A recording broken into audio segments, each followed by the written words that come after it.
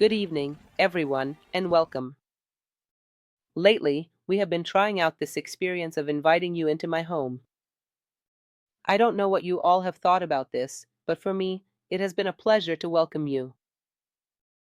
Today, we will begin a work that has been on that special list of ours. It's one of the top 10 that I have insisted you keep on your nightstand, and a work that I have postponed for a long time, the time to address it, because it is an extremely complex classic.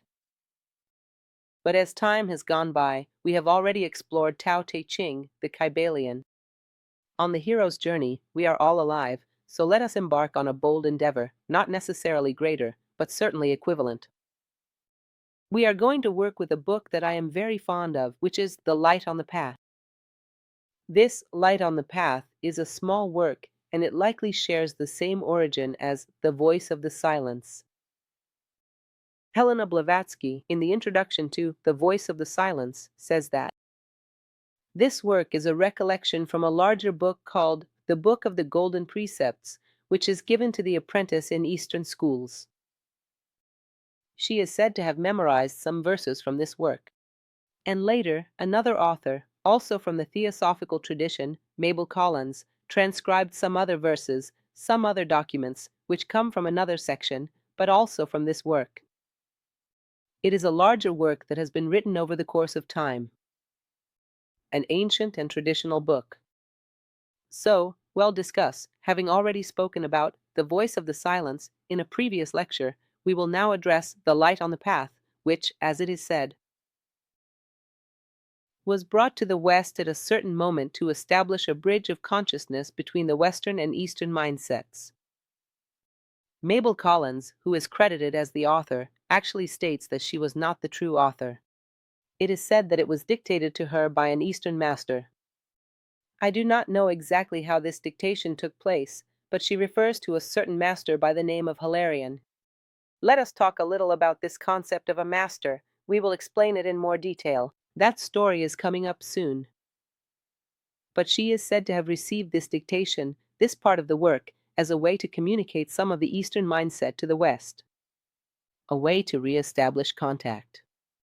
The book was written in 1885, during the period when Mabel Collins was involved with theosophy. She was a prolific writer, having authored more than 42 books, but some of them were written during her theosophical phase. And one of them, the most important, is this small book called The Light on the Path. I invite you to follow this series, our new series, by reading the book, as you know how fundamental that is. So, one of the elements we discussed in the Kybalion and that we reiterate here is that it is very common, in ancient traditions, to establish certain laws of life, which would be materializations of Dharma. Dharma is an Indian concept that says the universe has a guiding thread, which leads all manifestation back to unity, back to the unmanifested. And the way this journey, this path, unfolds is guided by laws, which are expressed in a very symbolic, yet equivalent, manner. From one classical and traditional civilization to another. So, for example, we talk about the 7 principles of the Kybalion from Egypt, while the light on the path would be a little further east, in India and Tibet.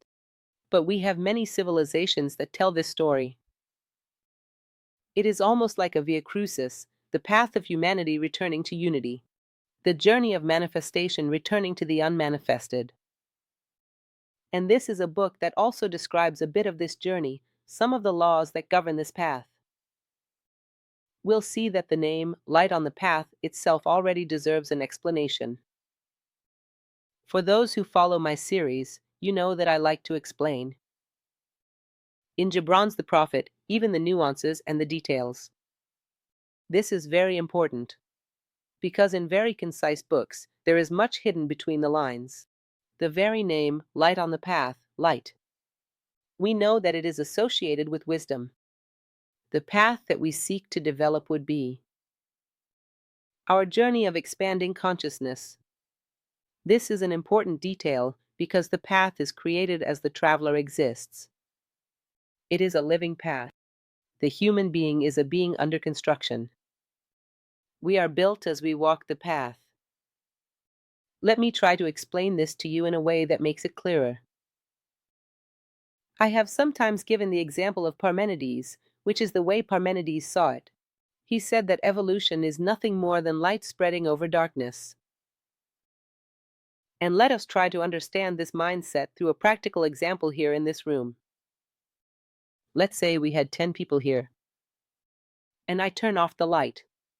We still have 10 people here, but if I come in with a flashlight and gradually widen the beam, I might say, so and so arrived, then another person arrived, then another, and so on. But in reality, this is an illusion created by the light spreading over the darkness. This illusion is called time because if we were to flip the switch, we would realize that everyone was here all along. So, the path is made for expansion of consciousness toward the unknown. In other words, the path is created by each human being who walks it, by each human being who evolves. And so, the aim of this book is to outline what the requirements would be, first, to perceive the path, and then to walk it. This is divided into two series, 21 laws that are directed toward the exoteric, the external, which encompasses everything you must achieve as a prerequisite to perceive and step onto the path. And another 21 laws, which are esoteric, the internal ones, guiding how to truly walk this path, how to reach wisdom. So, let us embark, and may this be a meaningful adventure for us all. Let us now briefly look at the author, Mabel Collins, this mysterious figure I mentioned to you. She was English, born and died in England from 1851 to 1927. I will not say much more about this, because Mabel Collins is an extremely controversial figure. No one can truly tell what is fact and what is fiction in her life. In fact, it seems as though she intentionally wanted to create a certain air of mystery around her life. And the stories about her are as contradictory as possible. But as we mentioned, she herself says, "This was dictated to me. This is not my own work." How did this come to her? Who was dictating it? For her, that is another matter, which I will also not discuss here. But we know that, at a certain point in her life, Mabel Collins went through several different phases. In one of these phases, from 1881 to 1889, she was a member of the Theosophical Society of London. First, she gathered with a couple, the Sinnets, and later, when Helena Blavatsky returned from India to England, she met with Helena Blavatsky herself, who even lived with her for some time. In 1885, she writes The Light on the Path. And there are some other interesting books from this period. I recommend, for example, The Idol of the White Lotus, which is a very beautiful work. The works from this phase are quite fascinating, but aside from these, she has dozens of other works, novels without much value, without much significance. So, we'll talk about the most important of them, which is The Light on the Path. We'll see that this book is quite similar, in a certain way. In fact, this is an interesting point I would like to mention. There is a resemblance to the Kybalion, and it is even supposed that Mabel Collins may have been one of the authors of the Kybalion. Today, there is an ongoing debate about whether it was written by a certain person or if it was written by William Walker Atkinson. In truth, there is no certainty about any of this. When I examine a work and want to at least get a sense of who did not write it, I try to look at other works by the author and observe questions of style and content. Honestly, the Kybalion does not resemble Atkinson's works. It actually resembles more the style of Mabel Collins. The fact is that the authorship of the Kybalion remains a mystery, but Mabel Collins listed it as one of the books she helped to write. If you read the Kybalion and then read Light on the Path, you will find an interesting similarity between them. This is quite different from what you find in the works of Atkinson, to whom the book is currently attributed. So, this is a fact that must be taken into consideration. If she truly helped to write the Kybalion, then she is the author of two great works, Light on the Path and the Kybalion. During this period, she also contributed to many activities of the Theosophical Society in London and interacted directly with Helena Blavatsky herself. Well, let's go straight to the book and talk about what it contains. This is a work that conceals more than it reveals. To delve into it requires a certain level of maturity, a certain degree of self-knowledge. This allows you to look within and then project outward. It is the kind of work that, if you read it today and then read it again in 10 years, you will feel as though it is not the same book. If you have grown in the meantime, if real time has passed, if there has been an expansion of consciousness, it reveals new possibilities to you. It closely recalls that phrase from the Kybalion which says that the lips of wisdom are only open to the ears of understanding. I brought here a poetic phrase, which I find quite interesting, that says, "Wherever I go, all my children recognize me." This phrase is very interesting, as it illustrates this idea. The human essence lies dormant within every human being.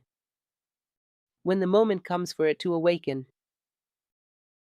an element that was never noticed, that passed by you 1,000 times throughout your life, in that moment is finally perceived. So, something that was always there and meant nothing, suddenly gains meaning. I remind you of that well-known and fascinating phrase from Socrates, when he was asked if he would be able to turn a non-philosopher into a philosopher, and he replied, "Look, my mother, Finaridi, was a midwife, a very good midwife, but she would not be able to deliver a child from a woman who was not pregnant."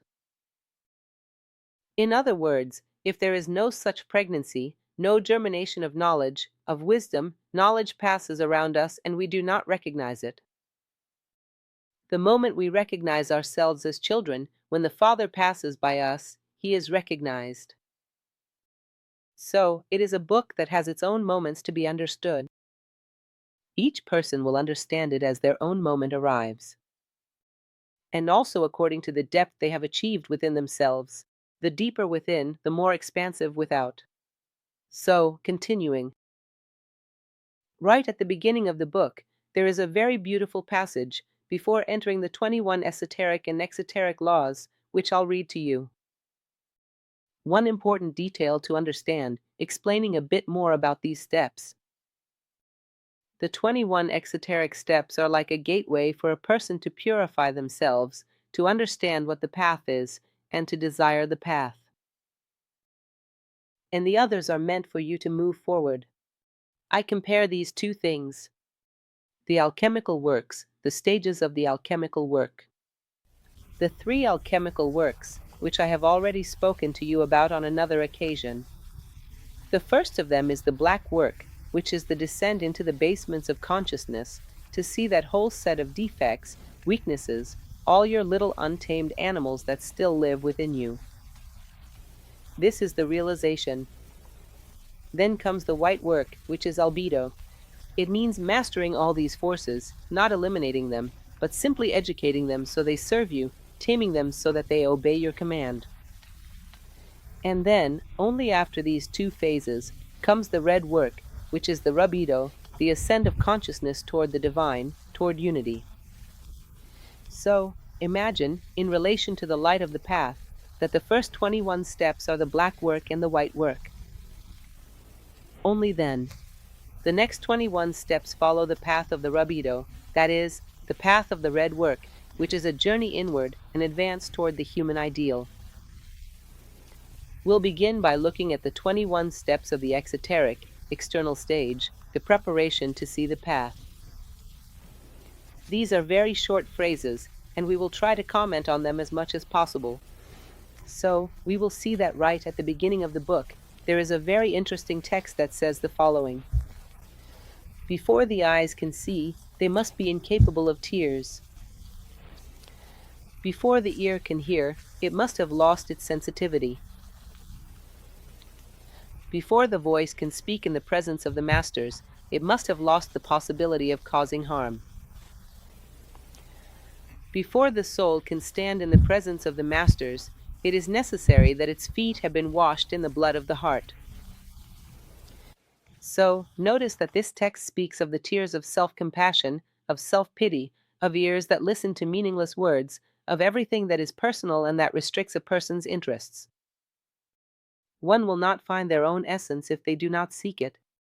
Remember that passage where Buddha tells Ananda to ask the people of a village what they most desire in life. And he receives a multitude of answers, but none of them involve seeking wisdom. Then, Buddha asks Ananda, "How do you expect me to impart wisdom if no one wants it, if no one seeks it?" So, we realize that he says that before a person can set themselves on the path, they must have overcome the limitations of their senses, which are focused only on the small, the particular, the separate. Before one can stand before the Master, they must have cleansed their soul. The blood of the heart, this blood is the point of connection between the physical world and the spiritual world. This is the symbolism of the heart. The heart is always the center. And when we consider the human being as a whole, the heart is the center between the physical world and the metaphysical world, between spirit and matter. One must thirst to make this crossing, must thirst to consider the other half of oneself, to know one's own essence. Another interesting point in this phrase from the portico is when they speak of masters. We are considering a historical moment in which this idea of a master is not very clear. We know that there are masters of literature, of medicine, and masters of the art of living. It is quite a controversial topic. Many people do not believe that such a thing exists. Well, I'll state absolute truths. But, first of all, consider that in every art there are individuals with great skill. The art of living is no different. There is no reason why it should be impossible for someone to master it more than we do. Well, even so, I still have doubts. So I bring you a passage from Kant, which I really like. Kant, in his groundwork of the metaphysics of morals, says that if you want to prove something to someone, do not show practical examples, because that is not effective. But I saw it, so and so saw it. He says that this is always subject to being disproven. If you want to prove to someone that something is true, prove that it is logically possible in the realm of ideas. If you have shown that something is logically possible, even if there has not yet been any practical example, there will be one to see, or there already has been. So, if you want to ask yourself whether masters exist, ask if you are a human being capable of change. Have you ever seen yourself change? Have you ever seen yourself overcome a flaw? Have you ever seen yourself make progress, even if just a single step? Because if you have taken even a single step forward, you have proven to yourself that it is possible. You have taken one step. It is possible that there are those who have taken 100 or even 1,000. If you have managed this within yourself, you have practical proof that it is possible. These traditions say that there are such individuals who have gone further and who are masters in the art of living. Just as any master guides their disciples in their craft or field, the masters of the art of living would also help humanity to attain wisdom. But it is necessary for one to have let go of all these personal elements. He has become a being stripped of selfish personal characteristics, who turns all his attention toward that which interests him. By overcoming this, he can stand before a master and begin to advance in the art of living. So, this is the phrase of the portico. Well, today we will make just this brief comment about the introduction, and in our next meeting, in our next gathering, we will begin to talk about the 21 exoteric steps. I would just like to highlight for you one element which many people ask me about when I speak of a book. Iona. To whom does it belong? Who is the author? What are this author's credentials? Often, this information does not exist or it is uncertain. One thing I would like is that, after all of our readings, each of you considers developing a criterion of discernment that is based on the work itself, not depending on references or credentials to analyze and perceive whether there is wisdom there, whether those words add something, whether they are deep enough to deserve attention. Otherwise, we become very easily influenced. Tomorrow or later, someone comes along and speaks poorly of Mabel Collins, and suddenly I no longer like that book.